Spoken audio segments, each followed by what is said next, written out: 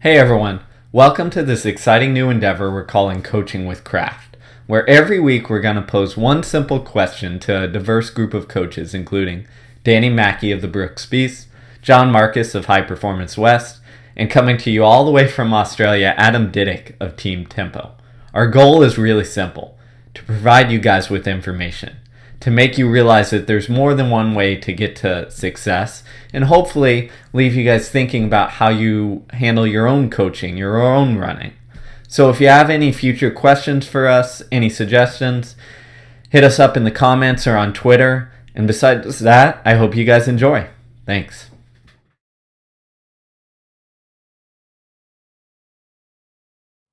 Okay, so this is our first topic, and it was defining coaching. And I intentionally just wanted to not think about it until I'm on the video, and that's hence I'm wearing my Cubs gear because they're in the second game of the playoffs right now. So um, we broke it apart into three ways. So one is like how I was as an athlete.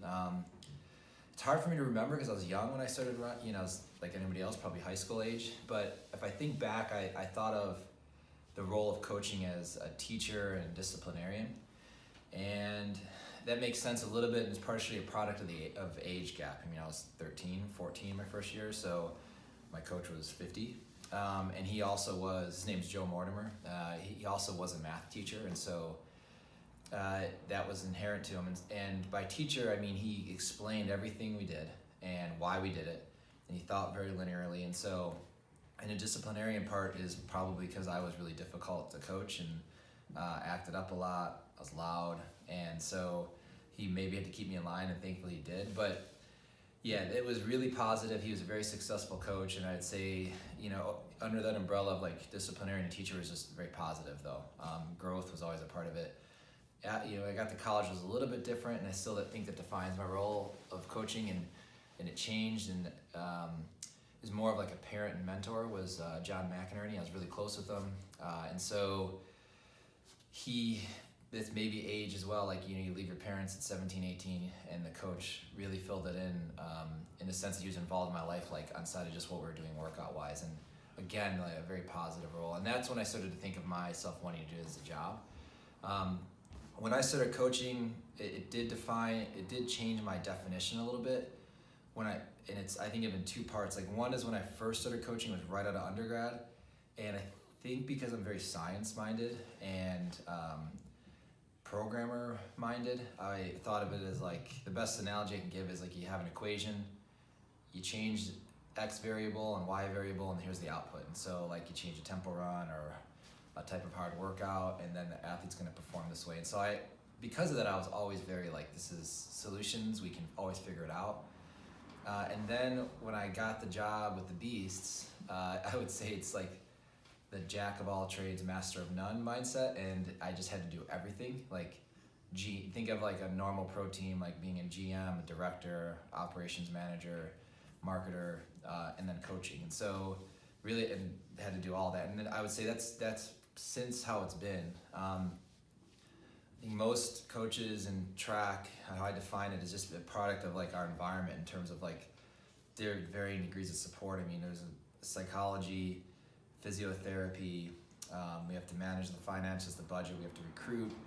We have to work well with the business in terms of the marketing, the product development, and then it gets down to the stuff that I first thought of was as a coach was just the workouts. And so it's really changed a lot. I think where I would like it to go. And even over the last like year, it's changed a little bit. I think our role is very important in terms of like a legacy that will happen afterwards. I think of like the athletes that I'm fortunate enough to work with now, and that's changed. Like I don't see myself as a disciplinarian as I would have seen a coach before. Like we're on the same playing field in terms of athletes to worry about this, and I have to worry about this, but we're both right here. I want to like make sure that these athletes that come on this team and work with me are a positive impact on the sport afterwards. And I think if that happens, then the sport's going to be in a good spot in like 20, 30 years. So that's how I would define coaching as a position right now. Hey everyone, so this week's question is defining coaching, and I think things change quite a bit as you evolve as a coach. When I was an athlete, I probably took for granted what coaches did, and it's probably not until I've sort of gone on the flip side of that that I've actually started to recognise how much my coaches did for me in the past. One of the things I probably feel I needed as an athlete was, a motivator, someone who would get me going and inspire me. I also looked for someone to tell me what to do all the time, and that wasn't always easy because I probably wasn't as forthcoming with what I wanted to do either.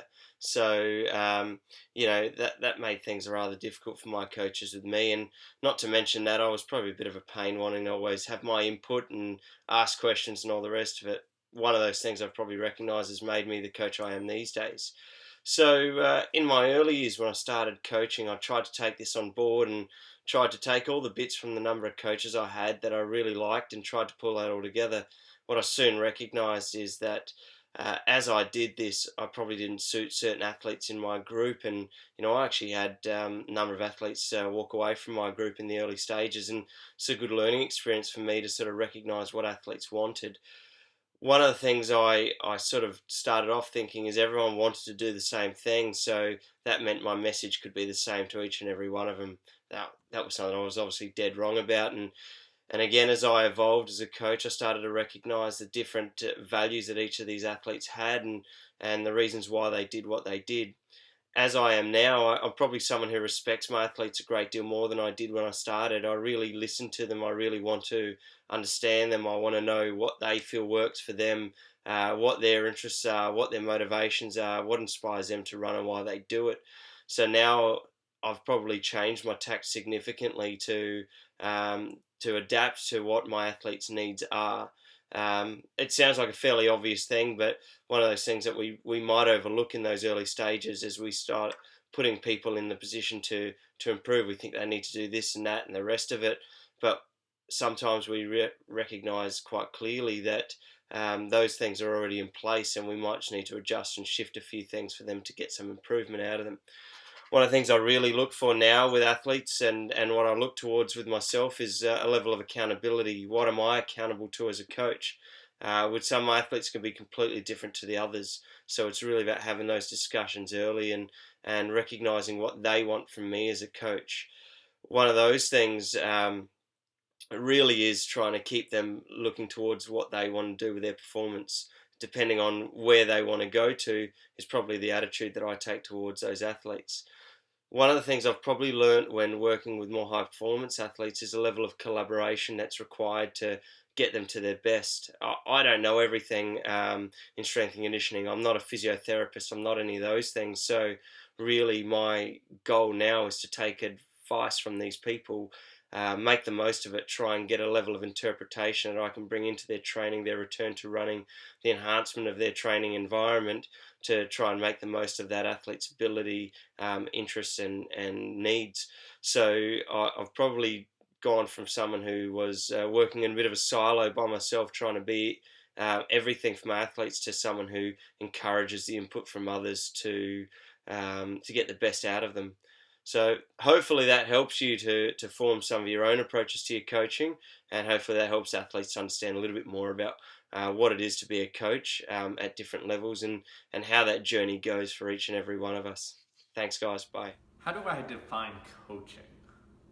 So that's an interesting question because I think there's different periods of time in my coaching career or athletic career you define it differently, right? So when I was an athlete, I remember in college discussing this with teammates and sitting there and being like, what do you think our coach does? And we'd always laugh and say like, in between practice sessions, he's probably just playing Madden on his video game system at the time, right? Because all you thought about was the workouts themselves.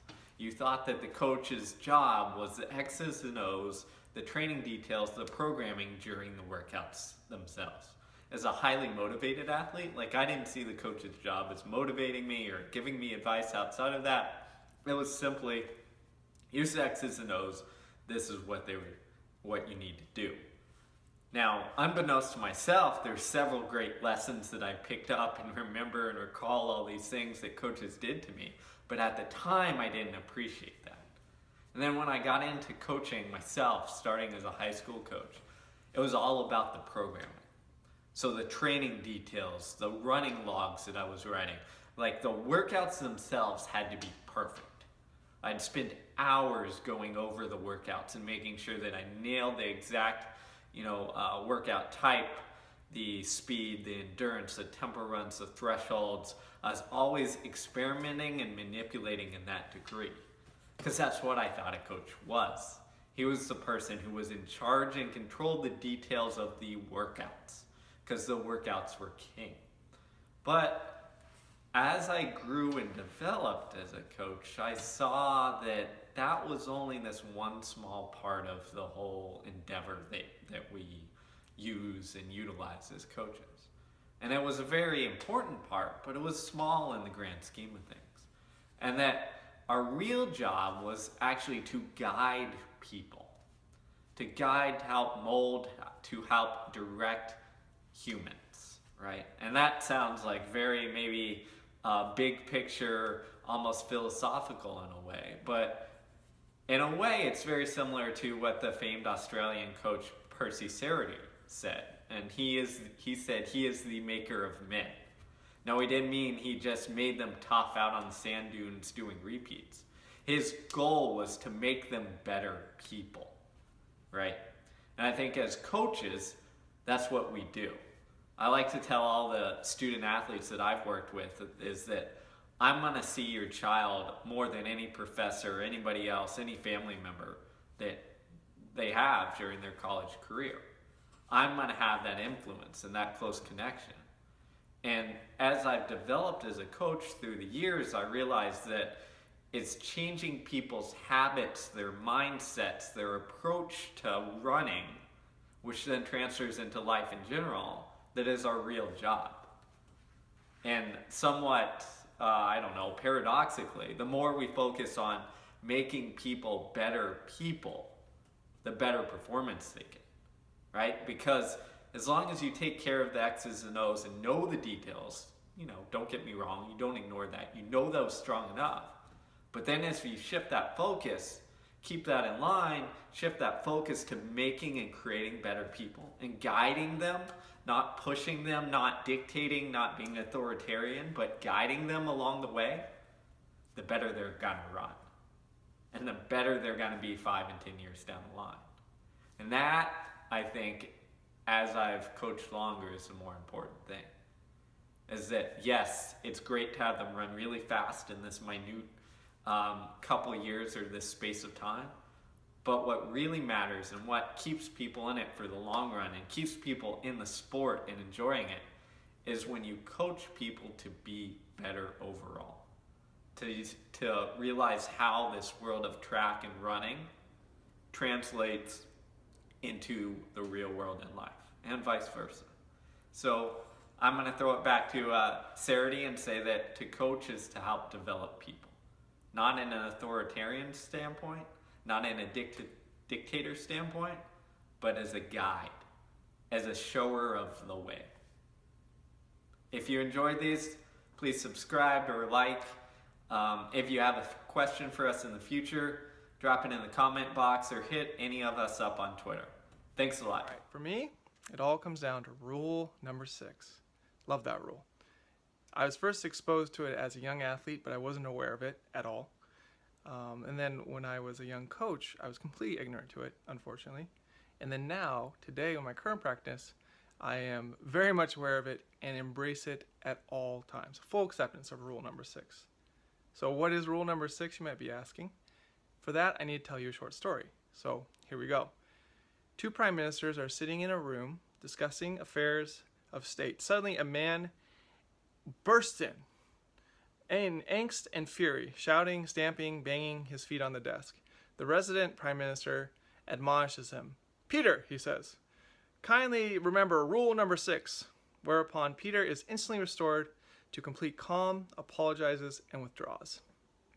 The politicians return to their conversation, only to be interrupted yet again 20 minutes later by a hysterical woman, arms failing, hair wildly flying, spit coming out of her mouth. Again, the intruder is greeted with the words, "Marianne, please remember rule number 6. Complete calm descends once more, and she too withdraws with a bow and an apology. When the scene is repeated for a third time, the visiting prime prime minister addresses his colleague. My dear friend, I've seen many things in my life, but never anything as remarkable as this. Would you be willing to share with me the secret of rule number 6? Very simple, replies the resident prime minister. Rule number 6 is, don't take yourself so goddamn seriously. Ah, says the visiting prime minister, that is a fine rule. After a moment of pondering, he inquires, and may I ask, good sir, what are the other rules? To which the resident prime minister replies, there aren't any. So that, I think, is a plague that descends upon most of us. This taking yourself so seriously all the time. Now, it's important to have fun. It's important to conduct yourself in a professional manner. Yes. And when I was a younger coach, my seriousness led me to being much more transactional than I am today. So what do I mean by transactional? My focus was on outcomes, results, PRs, place, mileage accumulated in a week. Were you adhering to the workout as prescribed, hitting the paces for the reps? It was much more about the work than the person doing the work. Now I've evolved to becoming more transformational in my approach. And a key ingredient to that was strict adherence to rule number 6. So because I don't take myself as serious, and I know it's not about me, and I have the point of view of a coach being an aid in the athlete's discovery of their highest competitive self. Now what we talk about at practice is how the athlete is experiencing the work at hand. So a quick example, in my younger days, my feedback after a rep on the track during a session would be, great job, that mile was right on pace, 5 flat, excellent. Now, instead of giving that transactional feedback, what I do is I ask a question. I ask the athlete after the rep, hey, walk me through what you're experiencing, or what are you experiencing now, or what was your experience of that? And then they open up and divulge a lot of information that I might not have been privy to or aware of as they're running the rep. And then we can start to have a dialogue and discuss back and forth the perception or narrative that they're telling themselves as they're doing the work. The fact that the rep is still 5 flat for the mile is great, but we don't no longer have a conversation about that number and that transaction of how long it took them to run 4 laps around the track. Now it's about what is going on in your mind, what are the emotions, what's your perspective, what's your worldview, because those are the skills that we're really trying to prepare people and endow them with come race day. So again, rule number 6, I'm a firm believer, strict adherent, and consistent follower of it. And then my movement from being transactional based to now transformative, where empathy, generosity, and connection is what drives my practice.